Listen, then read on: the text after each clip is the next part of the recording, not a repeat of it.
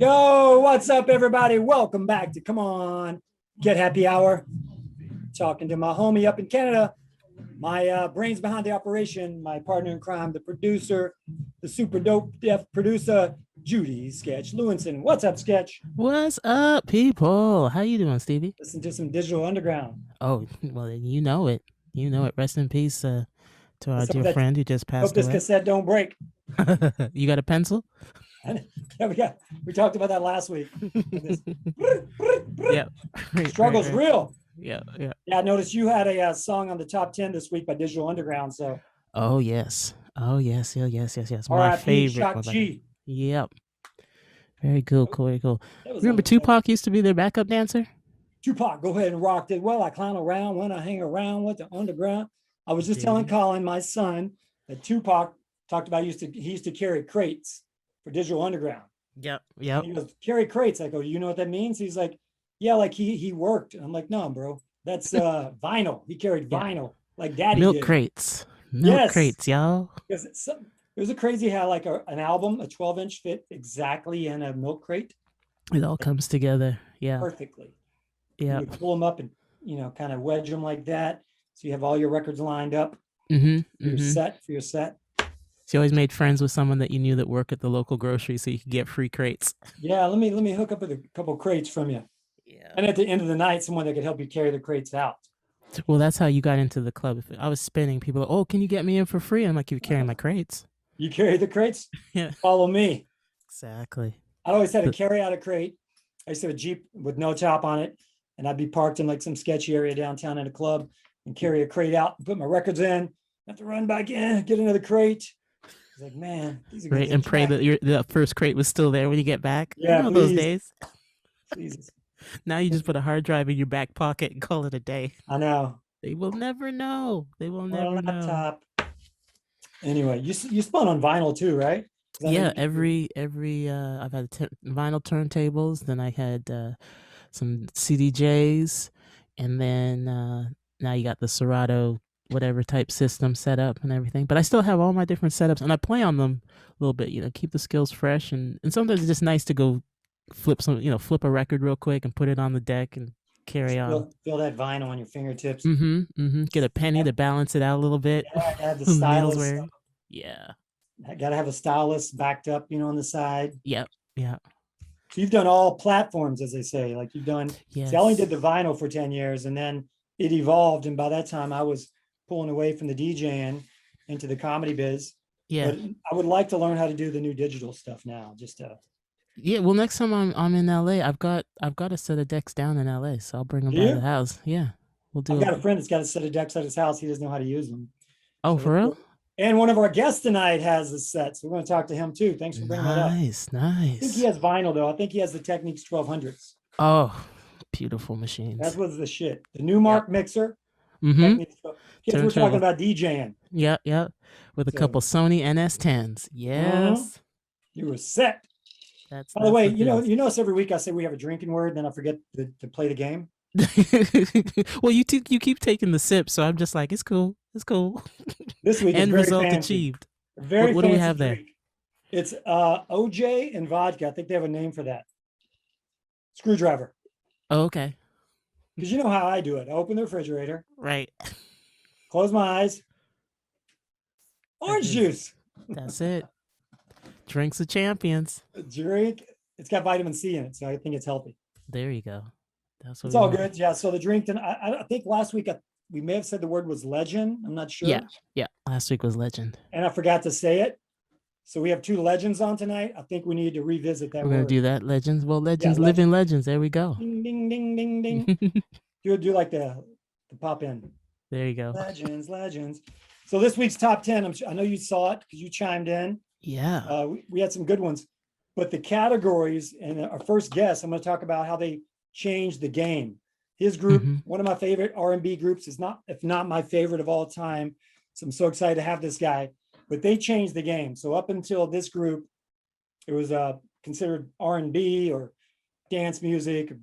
And then they changed the game. And then it was called, New Jack Swing, early Yeah. 90s. New Jack. That was flipped the whole game over. Flipped and still is influencing. Still is. That's it. That's how you know you've got something. I was listening to Tony today, and I think it's on No Loot. It's like New Jack, Oh, we can New Jack swing if you come in that shit. yeah. And he throws in New Jack. Yeah. I don't know if I had no produced that, loot, Teddy Riley, but and you can do that swing, motherfucker. yeah. Yeah. That's the jam.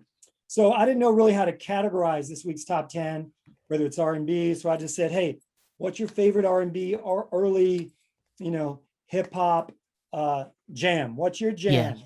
Yeah. And we've done like, club jams, party jams, rock anthems, but this week the lineup is kind of mixed up, but they're all Okay. jams. Yeah. All right. Your group that you liked has another one at number 10, No Diggity. There we go. No diggity. Da, da, da, da, da, da. No Diggity. With the no Penny doubt. Hardaway Another doll. Teddy Riley. Yes. Right there. Number 9, your girl you were just talking about, weren't you? Mary J, Family Affair. Mary J. Blige, let's get it started. I had a couple of Mary Get J's it crunk up in here for sure. Someone, this one I said is really a baby making song, but I put it in Al Green, Stay Together. That's a good one. That's a good one.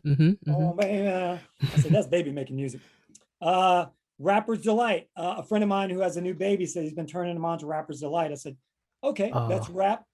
Old school. That's a good one. That's a good one, actually. Matter of fact, today I was listening to Apache, and a lot of people don't know that Sugar Hill Gang also did Apache. Apache. I need to dive into that. I need to do a deep dive because the chorus and all those, that's not the Sugar Hill. That's not, Master G. That's not someone else. So anyway, got to look into that. Yeah, actually, number 6. The history behind the sample on that song is pretty dope. There's a documentary about that too on Netflix. So I'll find the name of it and send it to you. Yeah. Yeah, please do. Yeah. Let's talk about that. I always think about the Fresh Prince of Bel-Air and they jump on it. Jump on that it. Episode? Yep. I remember when TLC threw it into their mix at I think it was the Billboard Awards one time. Dope. Yeah. Our buddy Bruce Fine, who's been on the show, he's on that episode. He plays the MC and he introduces. Oh, okay. And cool. Fresh Prince when they come up. Yeah. Small world. Yeah. Number 6, The Freaks Come Out at Night. Yes. Freaks This is a come good list. This is Houdini. a good list. Yes. Yeah, I like this tonight. If you love me, say it. Yes, Brownstone. Yeah. Yes, discovered by Michael Jackson. Really? They were signed to his label. Yep. They were on MJ's label? Yep. Wow. First act. Dropping some knowledge. I like it. Number 4. Stevie Wonder, Superstition. Okay, we're going way back then. I know they're going. I think I said any decade. I don't care. I have a great mashup of Supersin and Cypress Hill. Oh, you got to mix that in. Insane in the Membrane over top of Superstition. It is dope. I love those mashups. I love those. Please throw that in here. My favorite Aretha song next. Chain. Chain of Fools. I love how we mixed this up tonight. I love it. Yeah. Number 2 by Judy Sketch Lewinson. All around the world. Same song. It's the same all old around song, the world. Yes. Someone had Lady Marmalade in there, and I said, all right. Yeah, okay. Timed in late with the Shock G, same song, Digital Underground. And I had to bump Patti LaBelle. Sorry, my bad. Right. Well, my bad, Patty. It's all good. Now Patty's off for summer singing On My Own. Yeah. With Mike. Yeah. So many times. I think Creed and all those Nirvana, all those people copied off him. I think. Exactly. Number 1. It's weird how this always happens, but mine happened to be the number 1 again. You're just like so good at picking the hits. That's what it is. You know what it is? It's not the fact that your name's in the title of the show. Hell no. You're just brilliant at picking the hits. We surveyed the audience of 1, which is me, and it happens to be by my favorite R&B group of all time, right there. A group called Guy. A little song called "I Like the Things You Do." Oh yeah. I like That's my jam right there of all time. I Mm-hmm. love that song so much, Sketch, that I got to be careful not to overplay it. You have a song Yeah. like that? Yeah, there's a few where you just sort of like it plays and plays and plays, and you're like, you know what? If I play it one more time, it's gonna ruin it. Yeah, I got to pull back, and I never play the same song twice Mm-hmm. in a row. Yeah. You know, you love a song. I go, okay, that's my jam. I enjoyed it. Step away. Like if you have too much pizza, Yeah, that's too much dough. my That's not favorite good for you. damn food. But if you have one slice too many, Your you have to. digestive system's not gonna be happy. So that's my jam. So we have a station here, 104.7. It's like old school. Mm-hmm. And they drop it sometimes. I've got it on some of my mixes for the gym, but you know, once a week if I hear it, I'm like, Yeah, get the same yeah. feeling. That's awesome. So that's this week's top 10. Love it, love it, love it. And not on the top 10, but whenever I hear your number one song, I always Sorry, the think applause goes a little bit long from the audience. They get yeah, excited. get irritated. I Sometimes always they think don't of the know when to boys. stop applauding. Yeah, Candy Rain. I always think of that Oh, that's song when a I good hear one. of I like clearly inspired by, you know. So Yeah, who did Candy Rain? the boys. Oh, the boys. Yeah. I always thought that was Nevin Campbell because he's had that little voice, the little Nevin Campbell voice. Oh, Tevin Campbell? Tevin Campbell. Yeah, yeah, no. Yeah, He's they always had like that ABC, the little, Yep. little That was definitely the 90s. crisscross, little boy Jump, voice. jump. Yep. Yep. Tevin Anyway. with his Can We Talk? Yeah, I'm excited about today. Who do we have coming up? Oh, we got two legends. Awesome. Last judges. Really legends in their own world. A friend of ours that was on the show recently just did a movie with this guy, and then they put on Instagram, and I go, holy sh! I love this from my favorite R&B group of all time. And he's like, let me make an introduction. So he looped us in, and this dude's like, yeah, man, let's do it. And he kept saying, I'll let you know when I'm free. And then like 2 days ago, he's like, I'm good for Tuesday. I'm like, then we're good for Tuesday. Exactly. Tuesday's good. So we have Mr. Damion Hall on from the group Guy. Awesome. Let's chill. So many many jams songs from Guy. And if you're not familiar with Guy, late 80s, early 90s, they changed the game. So look them up. And one of my best buddies in the hot rod world, he is a legend. He's won every award in the hot rod world. Yep. The baddest rides in the world. Mr. Troy Ladd is back. Yeah, Hollywood Hot Rods. Reoccurring offender here. Yeah, Hollywood Hot Rods. Look up Hollywood Hot Rods. He's a legend. Damn, I just said legend again. We haven't started the show. Oh, man, you must be parched. Oh, you want? Awesome. Well, I'm ready to get into it. You ready? Let's do it. All right. Let's do it.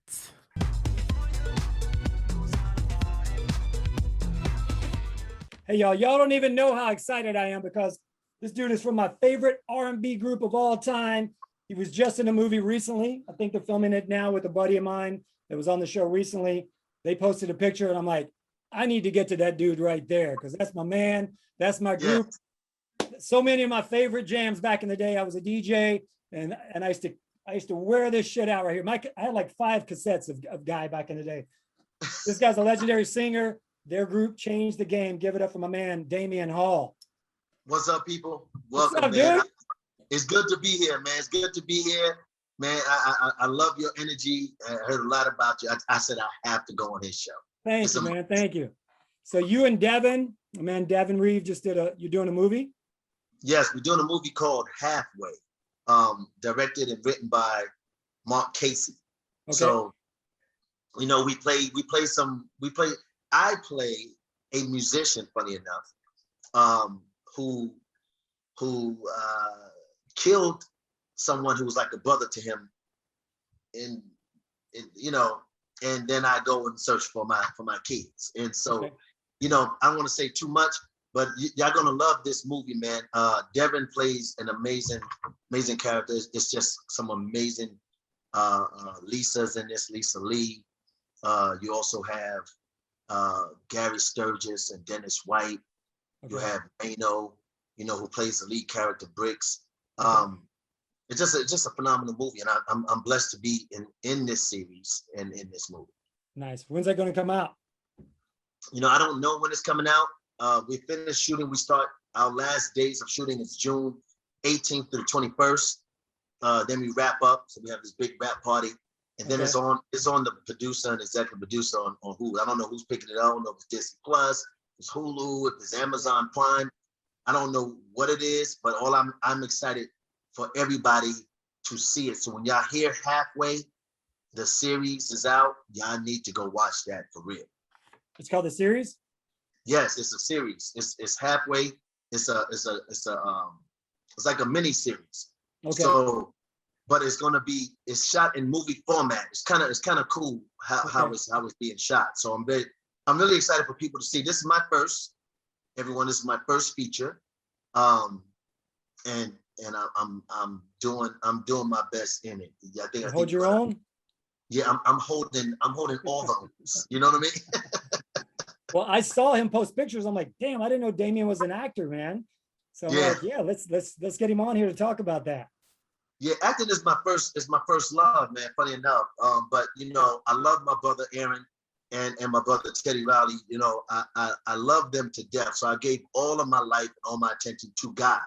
Yeah. And God saw fit that during the pandemic, my phone was ringing and people were saying, "Yo, what else are you doing? You need to brand yourself. You need to do you now and really focus on what it is and what we know that you are. The talent that you truly are." And so I'm thankful to Mark Casey and for calling me out and saying that he had this part for me. And I'm working on my solo album, which is, trust me, I'm not gonna be disappointed in this. We're ready for that, man. Is this your second solo album? This is my second solo album. For all your listeners and people that follow you, but in '94 I released an album called Straight to the Point. My first single was Satisfy You with Shantae Moore, was on Silence Records. After the death of Lou Silence, God bless his soul, I found out that my album went gold. So I was shocked by that because I didn't know, because they only released one single here. I went overseas and I toured overseas through my production company, Crazy Lakes Production. And now, my children, my friends are like, D, look, you're still looking good. You still have time, bro. Go out there and give the world you. You never gave the world you. Look, what? Listen, underneath this is that. Bam! I need to Photoshop my face on the Look, you know what it is, man? It's knowing that I'm turning 53 June 6th. So that's Saturday, or this Saturday coming, right? Or Sunday. We're in the same neighborhood, okay. And you got the Trey Songz and the Chris Browns and the Neos and the Jason Derulos and so forth and so on. Everybody is doing a thing. And I said to myself, if I come out, I got to come out being the best Damion, right? Best me that I can present to the fans that really held down Guy, to people that really respect me for what I've done in this industry and how I kept the Guy brand going. I said, I have to do my best. This movie is going to be something that people are going to see another side of Damion, the side of Damion that always wanted to come out. And this album or these singles I'm about to drop in June, y'all going to be extremely happy about what I'm doing, because I think I'm going to give you what Guy is, and I'm going to give it to you with a twist of Damion, right? And I'm still going to be able to, at least I feel, touch the millennials and those people that are listening to the Babies and the Cardi B's and the Chris Browns and all that. I think I'm going to touch that audience as well with the songs that I'm putting together. Yeah. Judy and I both have a DJ background. She's an artist and a producer up in Canada. She's been my right hand, the brains behind the operation for years. I used to do a show at the Laugh Factory. She was my DJ there on Thursday nights. So we go way back. And I moved out here, Damion, about 90-ish from Florida, and to pursue everything. And then I got turned on. I was a dancer on the show called The Party Machine. Arsenio Hall produced. Arsenio Hall. I know Guy was on, I know when you guys did Arsenio and you were on the drums, you're like, no, man, I need to come up front. Right, And, so I feel you. I grew up as a drummer. I'm like, no, I'm too pretty to be back here. I need right. to be there. Right, be up here. Yeah, but I went back to Florida the first time to visit, and a DJ at the club where I came from was hitting me today on Facebook, and I'm like, hey man, do you remember when I came back the first time? I had a list of like 5 songs that I was pumping out here in LA because I DJ'd at, you know, the Shark Club and the Mayan and all these clubs downtown. And I said, Yeah. my number 1 jam was I Like. And I was telling Judy, to this day, I love it so much that I got to pull away from it sometime. Once Right. a week, I'm like, oh, it's still like I want to get out on the 405 and do like a little Cabbage Patch or something. Do it. Yeah. But I took I Like back to Florida, and I was Yeah. like, man, you need to drop this tonight. So they did. But I was saying it was such a game changer when Guy came along with the whole, you know, New Jack Swing, because Yeah. so many artists for that whole early 90s, everybody that you guys touched and Teddy touched, it was just that whole. And I was telling Judy, I was listening to Tony today, you know, No Loot, that song, and he mentions it. Yeah. We can New Jack Swing and coming at you, because Yeah. it was Right. a game changer, man. Yeah. Yeah. And You know, I would it was a. Go ahead. I'm sorry, sir. Now I would get the remixes from the record companies as a DJ, and they would send you like a couple of each, and they would give you different mixes. So if you were Yeah. a house club DJ, you would get the house remix, you turn it over, and they all had, every artist from Janet, Michael, everybody at that time would say, the New Jack Swing remix. Right. That's how much you guys changed the game.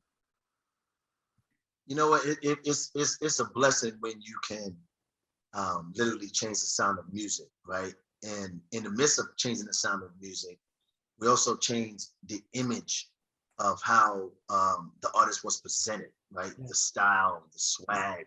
Before swag was even known of that name, we was giving you the swag. We was giving you the Rolex watches with the diamond face and the Jesus chains and all this other stuff, right? The glasses in the club late at night, you know, wearing sunshades in the club, Yeah. you feel me? With the canes and all that kind of stuff, Yeah. fedora hats.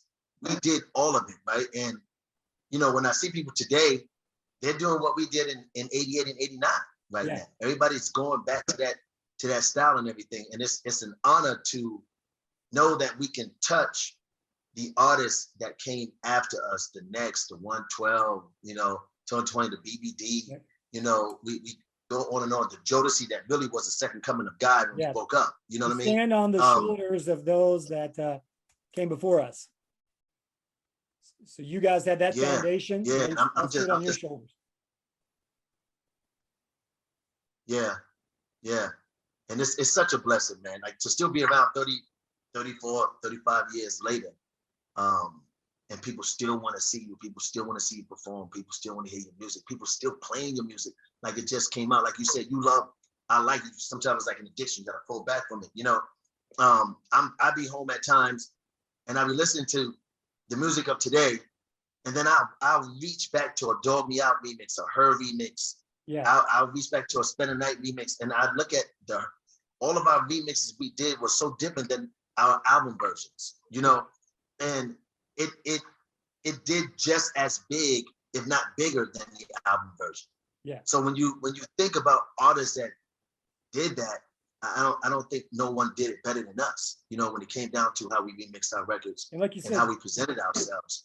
And I'm just thankful that people give a damn still to want to hear from all three of us what it is we're doing. yeah.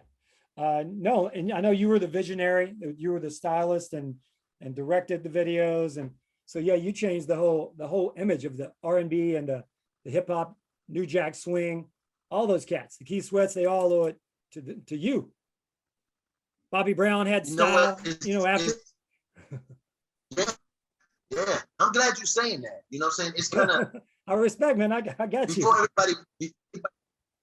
Before everybody was directing and getting the credit for doing this stuff, especially artists, you know, man, I was doing that stuff for us, really trying to be creative, working along with the directors that was chosen by MCA Records and really creating the image and the story that we should present ourselves with. And I'm thankful for all the different designers, Keith, Harmon and all these other cats that saw my vision, did stuff for us because they was already major designers on themselves. I was just a person that saw what I think we should wear, and then got with them, and we got together, and they designed what was in my head. You know what I mean? Yeah. And I do the same thing today. I do the same thing today. I'm not an illustrator, but I'm a creator, right? And I know what it is people would love to see, and I don't like being or looking like anyone else. I don't, you know, at this point, in order for you to be great, you got to stand out. Like, this is my standout now, right? I say, my brother say, man, once you dye it black, man, what you got to great, right? And here it's funny. I had the mask on. I was in a store. I was getting I went to a salon to get my hair done, and I just walked in there with my mask. My mask was like this, and I walked. The girl grabbed me. She said, "Oh my God!" I was like, what?" Because she couldn't see my face. She said, "Are you Damion Hall?" I said, "What?" I said, "How did you know this?" She said, "You're very distinctful. Your beard." I said, "Well, there's a lot of people. No, it's a distinct thing that you have." I said, "Wow." So, you know, it's amazing what people gravitate to, what it is that that make them love you, and how much they pay attention. So I gotta respect my body, gotta respect my the music that I give, and I gotta respect the people that, like yourself, that really keeps us living on some real, you know what I mean? Like, with all the ups and downs that guy went through, separating, getting together, separating, getting together. Mm-hmm. If I was a fan, I probably would have stopped listening to that artist. You know what I mean? Like, yo, what's up with them? They're so great. Why do they keep doing this? Yeah. And all I can say is it's a God thing that the music was bigger than the three members. Yeah. You understand? And it touched the hearts of man of all nationalities. Mm. You know, he didn't even grasp the truth of the countries that we truly touched. We only went to London and Japan. So Africa, Germany, Switzerland, Denmark, Germany, they never saw us. Yeah. Australia never saw us. So we left a lot of money on the table, and we left a lot of people wondering what's up with God. And all I can say to y'all is, you know, never give up on us, because there's something about the three. You know, we are all three individual people who have our own mindset. Me, I love God, I love the brand, I love the people that kept us going, which is why I give so much of myself, which is why I present myself the way I do when y'all see me. But, you know, people are different, right? And they could be family or otherwise. People are different. And sometimes it takes the prayers of the fans and the people and our friends, I call y'all my friends, to slap us back in place again, because there's nothing like the trio. You understand what I'm saying? Like, we can be individual, but together we like Voltron. You know what I mean? Like, put us together, we're unstoppable. Because we're all just sitting here waiting for you guys. You know, whenever you get ready to do a reunion or come back around, we're still here. You know, the love is still here. Thank you. And it doesn't go away. And I know a lot of people have talked about how Guy came together and you went to join your brother and all that. So I won't spend too much time on that. I know you've talked about that a lot, but can we talk about your influences was gospel music, right? And your dad was a preacher, right? Yes. Yes. You can hear that in your voice. You know, you can hear that church. Yeah, thank you. Look. Aaron was, well, we got my brother Todd Hall, who's an evangelist. Aaron, of course, who y'all know. And myself, we used to be called the Hall Brothers. And it's Todd, Aaron, you, and then you got other. Yes. See, look at me. I love you already, man. Look. Man, come on. You know, I wouldn't have asked you on the show if I wasn't like a super fan. Yeah, you on it. You on it. I love it, man. I really respect it and I appreciate that. But we was the Hall Brothers, and we went out there and we were singing around church. I was scared to death because I never really liked singing. I used to sing real high, like a first soprano, and I used to cry every time I went to the front of the church. They say, "You sing, go ahead and sing, little Day-Day. You can do it." You know, and people ask me today, you know, "Man, you're such a good singer." And I said, look, let me just be truthful. I'm not the singer in the family. I am the performer. I love to perform. You know what I'm saying? Like, I love being in front of the fans and giving you beyond the expectation of what you expect by listening to the album. I just so happen to have a decent enough voice that people gravitate to and appreciate, which is cool. And that's no disrespect to me saying I'm not a singer. I've just never really enjoyed singing. I really love being creative and being that performer. And I just happen to do notes, you know, when I have to. Yeah. So I just, you know, being that person brings upon happiness. And when I see happiness in people, it makes me really want to do better. And even at this age, right? And I'll say this, I'm giving y'all a little secret, or not even a secret, just a truth. You know, when we stopped touring in 2020, of course, because of pandemic, everyone saw that in 2018 and 2019, we did tours that were very successful within the States. And I was moving around, but you know, when you get older, if you're not moving around and feeling that same adrenaline, your body kind of changes. You know what I'm saying? Your body changes. And so now I find myself just now recently, I'm now training my legs differently because my knees, throughout all the years of jumping up on speakers and doing back bends and those crazy legs, kind of being crazy legs, right? it hit my knees. And I speak it because I think people should understand that whenever you're doing something, don't ever stop training, working out, stretching, eating right, drinking a lot of water.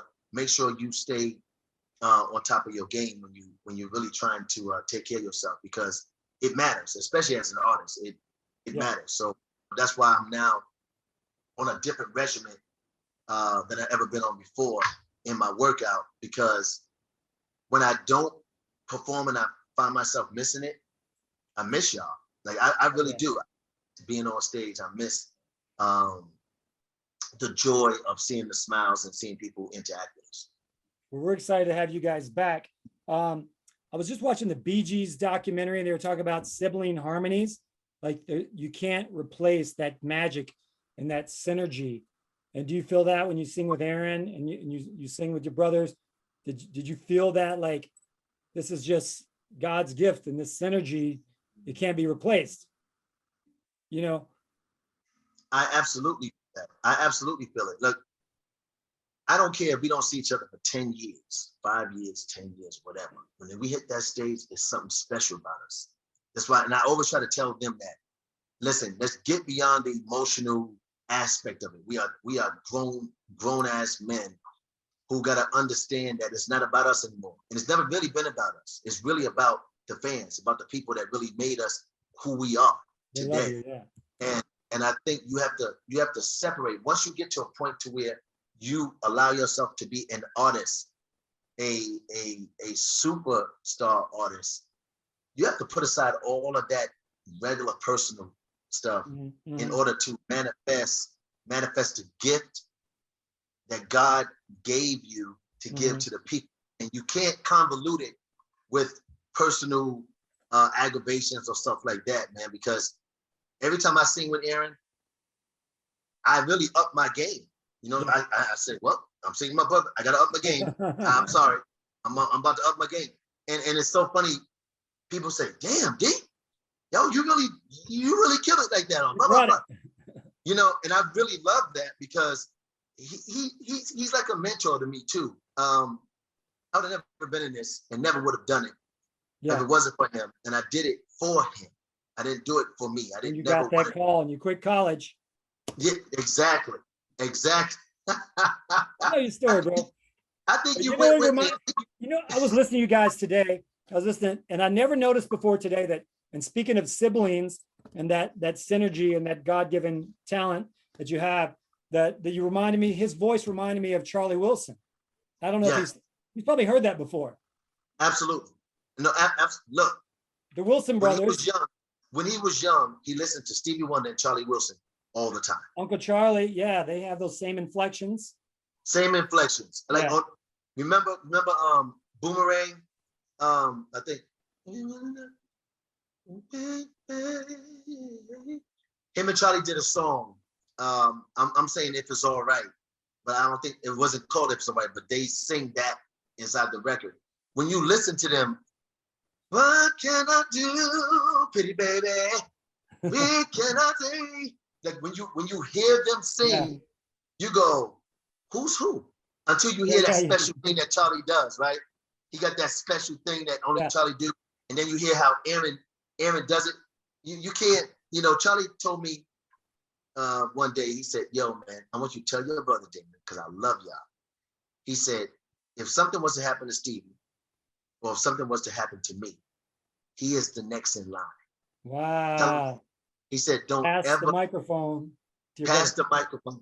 He said, don't ever let him disrespect what it is that the people want from him or expect from him. Yeah. And I really love that because you got Charlie at what, 67, 68, some shit like that. Sounds the same. You have them sounding exactly the same, strong than ever, and it's amazing. Like, I don't know how artists, man, that really have it easy can allow themselves not to give it to the people. I can never. That's why I respect the Drakes and the Chris, the Chris Browns and everybody and does the stuff for doing stuff. You don't stop. Keep on cranking out that music, man. When people want you cannot sit around and act like they're gonna always be there. You know what I'm saying? That's what woke me up. Like, you know what? If one of us don't drop no real music, I'm talking about real music, then the guy brand, and no matter how much y'all love us, is gonna be like, what is wrong with these guys? I don't want y'all saying. I do not want that. So if it takes me to come out to give that for y'all to say, oh shoot, then get ready. I have no choice but to do it. I got to take the mantle for both of them. We take that shirt off and let's do this. Bring it. Show how it's done. All right, my man. So real quick, let me ask you, what was your hell yeah moment, your career? What was the proudest moment you had? Wow. Besides today excluded. Yeah, besides today, let me give one. When we first went to Japan, we got off the plane and I could not believe how many people were out there to greet us. I felt like we made it. We made it. It was thousands of people screaming, going crazy. I said, wow, because I'm in New York. We go overseas and you have Japanese people going crazy for you. I just couldn't believe it. That was a moment I will never ever forget. My second moment, because Guy never really won the awards that I feel we should have won. The BET Award, the Soul Train Award, the American Music Award, the Grammy. Everything. We never won that. So when we won our Black Honors Award, I was happy. That's the first award that we ever got and got acknowledged for our music. And I just respect them for doing that, because it truly was hurting my feelings, to be honest and truthful, that we could be so amazing in the eyes of the people and be walking legends and not get credited for it. I just didn't understand that. So those two moments touched me, and that's part of my drive still to this day. Nice. Well, I want to present you with Stevie D and Judy Sketchalunce and a magic microphone for Legendary Award. Here you go, buddy. I'm going to get this in the mail to you. Thank you. Living Legend Award. Damion Hall, man. Thank you. Thank you so much for dropping by the double wide, man. You're slamming it up here. Man. The coolest, man. Thank you, Steve. I appreciate you, Judy. Thank you. I appreciate y'all. Listen, when I drop my first single, I'm coming to you, Steve. I'm giving it to you, bro. Bring it, and tell them where they can find you right now. You can find me on IG, Damion Hall _guy. You can also find me at Damion Hall on Facebook. Check me out. I'm about to open up a Twitch account. and some other things happening. So y'all just look out for me. But right now, go on IG and check me out. So everybody follow me. There's a lot coming. I appreciate y'all and I love y'all. Thank you, man, for the opportunity. Damion Hall, thank you, my man. Thank you, brother. Thank you, buddy. All right, man. Thank you so much. Everybody, Blessings, Damion Hall.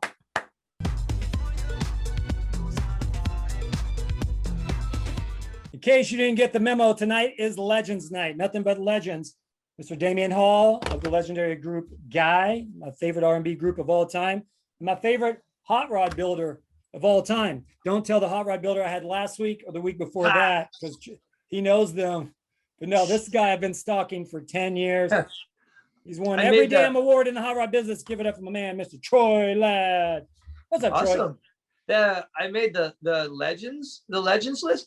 Legend is I'm gonna say it's probably because you're like extra cool, not because you're extra old, right? Extra cool, extra cool. Yeah, legend. not just old. I don't want to be on the no, old. we have that's a separate show, Troy. That's the geriatric show. Yes, that's the old legends night. This is the cool legends, the young cool legends. Matter of fact, the drinking word was legends, but you don't have your hand sanitizer. I know. Like I'm actually at work, and well, not that really matters. Well, sometimes, but yeah. Unfortunately, I did not come prepared for the Stevie D show. It's because you had kids, as we said, you had kids at your house. Kids were wearing masks. I like I said, I need a break from my weekend. I need a weekend from the weekend because it was Memorial Day weekend and we had family and kids and drinking and barbecuing, and it's been 3 days of mayhem at my house, and now I need a break, but I'm at work, you know. Joy was calling me for backup. Hey, you want to come over? I'm like, yeah.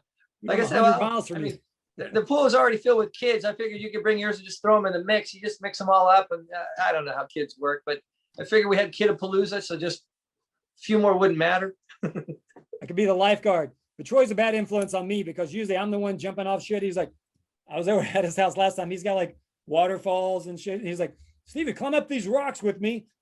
Yeah. Vita hates it when I do this, but kids don't do what the grown-ups are doing. That's right. Jumping off. Ah! Yeah, some of that happened. Yeah. One of the kids did it. I think he did like a double backflip off one of those top rocks. We're like, whoa. Okay, time out. Whoa, I know. Everybody out of the pool. So bathroom break. Yeah. So what happened back there in full swing? You had to go back to work to get some rest?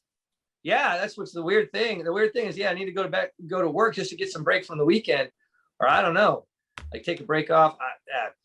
But I'm actually going on vacation next week, so I just got to get this week handled, get the cars all set, get stuff rolling, and then I'll be out for a week. We're going to Hawaii. I got the memo. We're going to Hawaii, the three of us.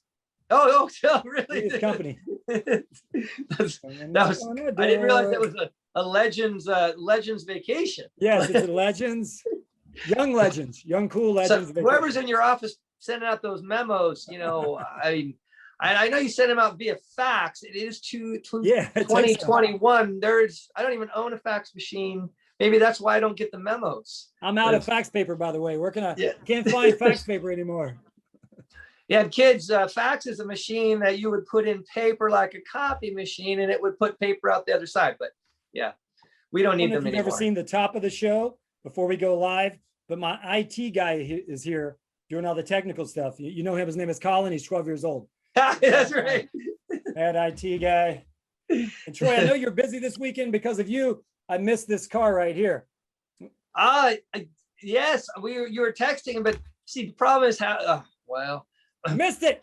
Kids and pool, if phone sits aside, I don't take my phone in the pool, so although I should be on call 24/7. Legends are always on call. Yeah, I get that. So what happened? I missed it. An auction? Or no, on Saturday I kept bugging the guy. I was going to buy another Trans Am we're on what are we on now? Sketch Spotify? Yes, we are. Yeah, we're on Spotify now. So people that can't see the picture, it's another sweet ass Kentucky Porsche Trans Am. I have one, but you can never have too many Trans Ams. Legends drive a lot of Trans Ams. And I found a sweet one in Mississippi. I was like, I need it. Troy, you gotta answer a couple questions for me. I don't know the right questions because I like aesthetics. I like cool shit. Under the hood, I have to, defer all questions to Troy about the matching numbers and technical stuff. All I don't know is it did have the fire chicken, Hell yes, brother. Frame off restoration, man. And it was down in BFE, Mississippi, where I had some sweet cashola down there. I didn't have to trade any moonshine or anything. We're going to make a deal, but I didn't. I let the guy have a break for 48 hours. I go, look, bro, it's Saturday. It's a holiday. I'll hit you back, after the weekend.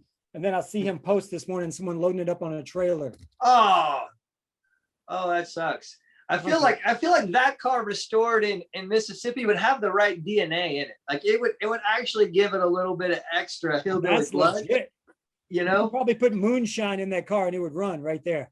That's what it's for. Yeah, I think that's what moonshine was developed for. Kind of like your Ferrari. By the way, I had to give Troy a Ferrari driving lesson a few weeks ago.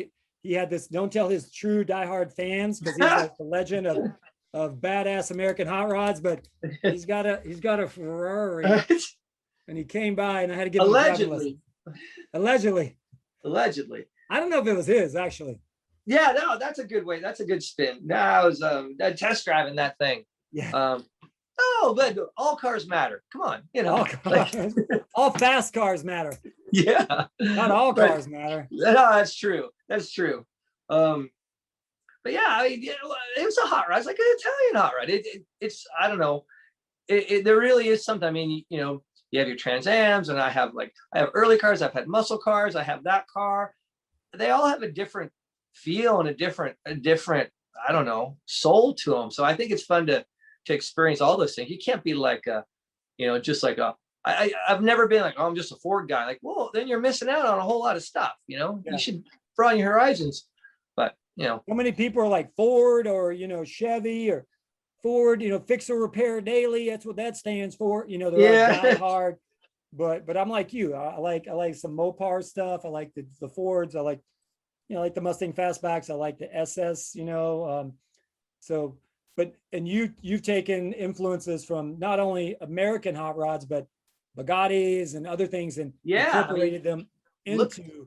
Look at some of that stuff. Yeah, like even vintage and modern. But I mean the early exotics, Ferrari and Bugatti and things like that. There were some beautiful cars, and a lot of those cars were built like they were engineered and designed for racing and going fast. And so how can you not look at some of those cars and not get inspiration? There's so much inspirational things in a lot of those vehicles, and we've always tried to do that, especially if you're building American hot rods, but in the era of the 30s. I mean, look at Bugatti race cars of that era. There's some neat little pieces and things that you could integrate into a hot rod, because hot rods are basically originally making cars go faster. You take something old or just improve it for speed. So, why not take some of those ideas from people that were actually designing for speed? Because, let's face it, 32 Fords, which is the kind of the quintessential hot rod, they weren't designed to go fast. That was just the everyman's car that Ford was churning out. Yeah. And so, the whole modification for going fast and, hot rodding came after. Those cars weren't designed for that. So it just makes sense to me, use pieces from cars that were designed to go fast and integrate it into something that wasn't. That is hot rodding. That's the essence of hot rodding. Yeah. What was the first car that was considered a hot rod, in your opinion? Oh, man. I don't know how. I know in the early '60s, like you got the Dewar coupe, that's very famous. It would have been.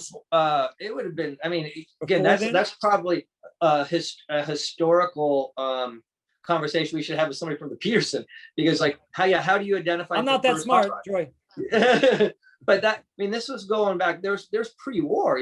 They were doing stuff before World War II. So I know kind of hot rodding exploded after World War II. Like guys coming back from the service, come back from the war, and a lot of those cars. So that would have been mid to late 40s. Yeah. So things like Model A's and 32s were cheap. So you come back from the war, serviceman, you can buy one of these cars for nothing, and then use your skills, mechanical skills. A lot of those guys came back with skills from the Army and things. So that's kind of how I think when hot rodding exploded, you think about like the 50s era of hot rods, like that seems to be like when everyone thinks of hot rodding, and the, America really changed, I think, in the 50s with car culture. I mean, car culture exploded.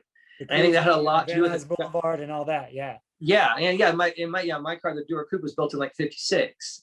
So 56 is when it was customized. Yeah.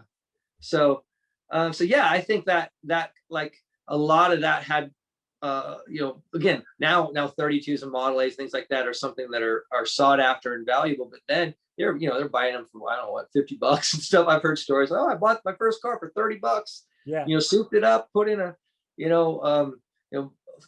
modified the flathead to go fast, or the other thing that was pretty common, like doing like drag racing and land speed and stuff like that. They take one of those cars and just strip it. That's where high boys and things came to be. Take the fenders off, take everything, take the hood off, take everything that's extra weight, and that was kind of your first step to get it to go faster, make it go lighter, make it be lighter. Yeah, and then start to work on the engines and then engine transplants, like the engine in my 32 that was built in 56. The last engine they put in, had a few engines that was pretty common, but the last engine they put in it was a 58 Oldsmobile. So they started the car in 56, but they would fix it up over the years. So the last engine was a 58. So if you think about it, they did that in 58. So that was a brand new engine out of a new car. Damn. That they put in to that car to go fast. That's what it has now, since you found it? Since it was 371 Oldsmobile. Yeah. Wow. So, I mean, and I think I'd have to Google it, but I think they were rated at almost 300 horsepower, which was a lot in 1958. So that's just the essence of hot rodding, just keep modifying it, changing it to make it faster and better. So it's cool. As we still do, right? These $1 million masterpieces like the one behind you, the Mulholland Speedster, and then you found the Dewars Coupe, which is basically a barn find. And then you're like, you love that car so much, and it's been featured on magazines. And where can people find that car?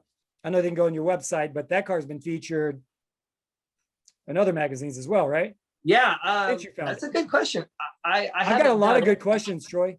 That's your job. That's your job in the double way. This pen right here. Yeah, you come up with those beforehand? You have notes? I got a lot of questions I never look at, Troy. Right here. I haven't done it, but I bet you stuff would come up if you just Google Dewar Coupe. Don't quote me because I'm not by a computer, but I bet you it would come up. I've got a fax machine if you want me to fax you over some where to find it. And the Mulholland Speedster right behind you. That that's not the Mulholland Speedster. No, that's an original Packard. That was built. That was coach built 30. I think it's 34. That's Clark Gable. I don't know if you can see the guy. I couldn't see him. I thought it was like made to be retro. I thought that was the Mulholland Speedster. That's an actual picture of Clark Gable with his coach built Packard. Coach built. So tell the people at home what coach built means. Coach built is basically just building a car from scratch. I mean, you go to and back in the day, like especially with like Duesenbergs and things, you would buy. I don't know exactly how the process worked, but you would end up buying the chassis, like the running gear, the chassis, and they would you would have the body done at a coach builder. I think Duesenberg would set it up. I'm not sure again how it worked, but there would be the coach builder that would then build the body.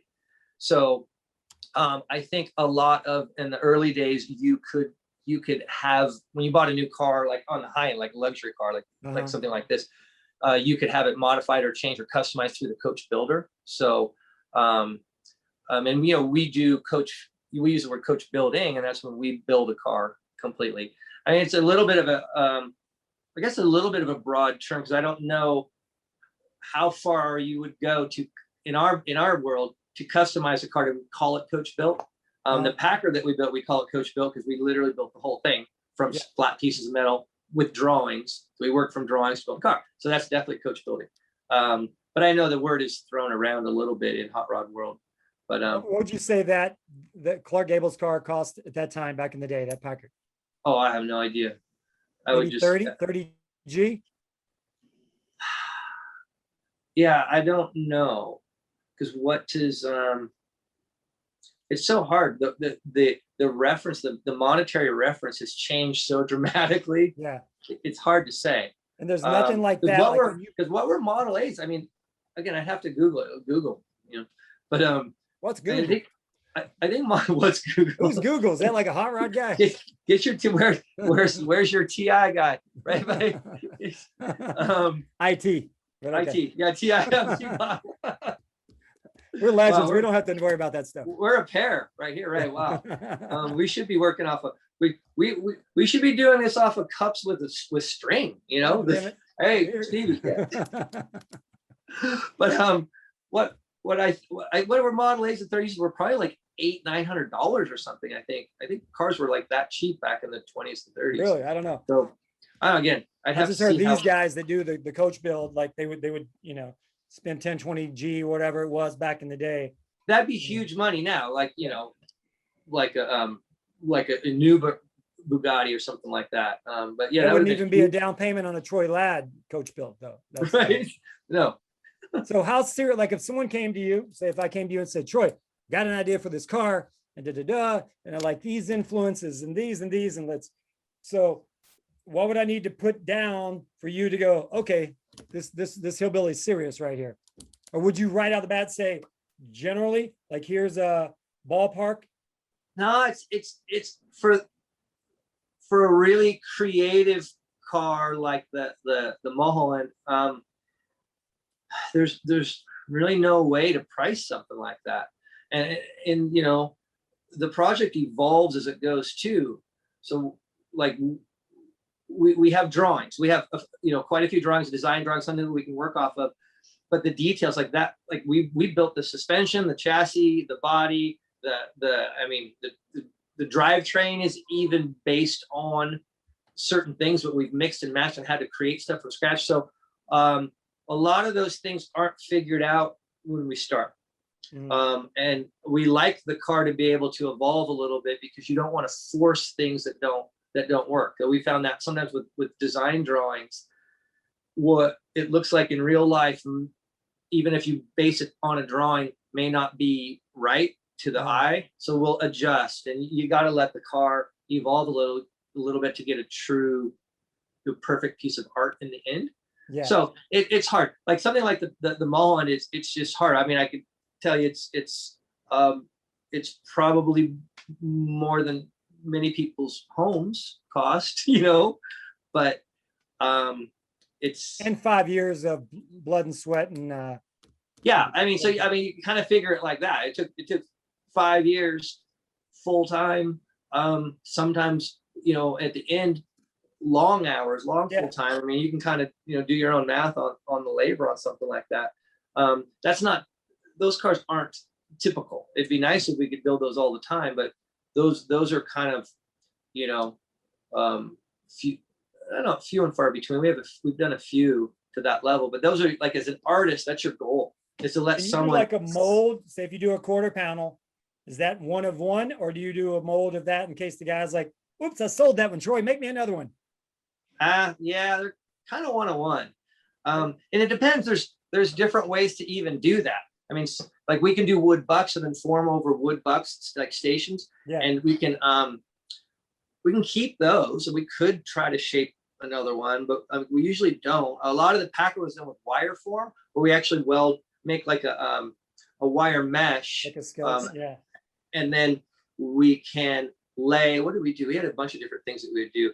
We would lay like stretch fabric or things even over the wire mesh to make sure that that's what we felt like it should be, and then shaped metal to the wire form. Again, there's a lot of different ways of forming. And we have a car we're doing now. We did the drawings, and we took the drawings and turned them into 3D drawings. Then the 3D drawings have been 3D printed. So I have a model of the car that we're going to build, and then it's all to scale. So from that, we can actually take pieces of that car and have wood forms made, like machined from that, because 3D can go to CNC, and CNC can cut out the form, so we can then shape over wood bucks So we have that. And again, You're getting once pretty we're high in tech it- over there, Troy Ladd. no, something, but mostly it's hammers and rocks and stuff. I mean, there's still no better way to shape metal than just hitting it. We just hit The hell it. out of it. You're talking that 3D stuff. I start hearing wah, wah, wah, wah, wah, wah. Yeah, sorry. My brain was short circuiting for a minute. Sorry. All right, we got some fan questions, and your number one fan in the whole world, my son Colin, who's been coming in your shop and stealing stuff since he was like 2 years old. That's right. He asked, "What was your favorite movie car? What was the baddest hot rod of any movie?" I think one that always sticks out to me is the yellow Chevy from Hollywood Nights. Hollywood Nights, yes. Newborn So- Kirk. Yeah. My dad took me to see that movie, and he wasn't supposed to, because my parents were He wasn't supposed to. Yes. Awesome. Nice. Another fan asked, "Do you do it for the money or the passion?" I know the answer. Passion. The passion, of course. Yeah, definitely passion. Yeah, Because I had a real job once and it made more money. And a hot rod guy you may have heard of, Brad Fanshaw. You know this guy? I know, Brad. He asked if you make hot dogs. I don't know what the hell that means, but No, that'll be one of my retirement business. Hollywood Hot Dogs will be the Hollywood restaurant. hot rod. Hollywood Hot Bods is the strip club. Hollywood Hot Dogs can also be the dog rescue. Okay. Maybe we do. So yeah, those are some of my retirement business when I want to branch out. Hollywood Hot. Okay. Hot Buy up rods all and- those yeah. domain names right now, right as soon as we get off of here. That's right. I think I already have some. No. But All yeah, right, yeah, buddy. that's Thank you for dropping by the double wide. I think you're one of our most frequent guests and one of the legends here. It was Legends Night, so we had to get you on. I still love you, even though you made me miss out on this badass car that I'm showing you right here. Oh Okay. man. So everybody, if you want to see the pictures I'm showing, go on to Facebook, Stevie D and his so-called friends, and HollywoodHotRods.com, right, Troy? Yep. HollywoodHotRods.com. To see all of his badass rides. This guy's had cars in Peterson Museum. Check out the Mulholland Speedster, the winner of the Amber Award. I was there that night, and I was proud to call you my friend, even though you may not claim me as a friend.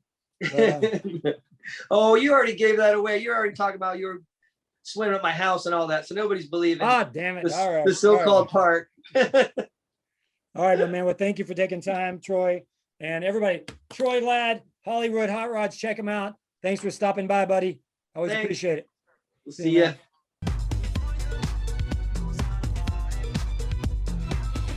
Speaking of Teddy Riley, little Bobby Brown, we made this money, you didn't, right, Ted? He's talking about Teddy Riley right there. Legends Night, y'all, legends. I said it 2 times, so drink 2 times before we close it out. Thank you, Mr. Damion Hall of Guy, my favorite R&B group of all time, my favorite hot rod builder of the whole world, one of my best buddies, Mr. Troy Ladd, and my partner in crime. Thank you, Judy Sketch Lewinson. Strong one tonight. Yeah, this was a great episode. Yeah, Great that's a good episode. I liked it. Well, thank you. Everybody, we're on Spotify now. Where else are we, Judy? We're on Spotify. We're on Google Podcasts and Deezer, Stitcher. And if you go to Facebook, go to Stevie D and his so-called friends, or you can check out my YouTube channel. I am JudiLew. We are everywhere. We're all over. You Wherever can't get you away want to from be us. happy, come on, get happy. Taking That's over. what we're doing. Legends are taking Exactly. over. Be sure- All right, everybody. Thanks for joining us. Legendary. We air every Wednesday night at 6 p.m. Pacific time. Tell your friends, drop us a comment. Please like, follow us, tell all your peeps. Let us know if you want to hear a top 10, whatever that category may be. If you want to see a guest, I know how to stock them. Get to them. So everybody, thank you for joining Legends Night at the Double Wide. Y'all, we'll see you next week. Bye, y'all. Bye, y'all. You're in the mix with JudiLew.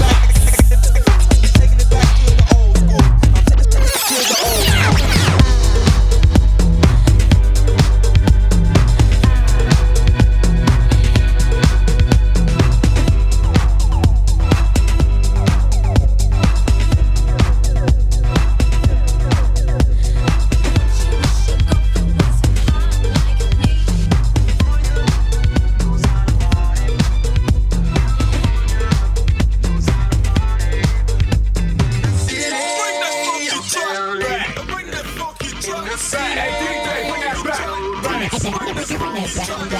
in the mix with JudiLew.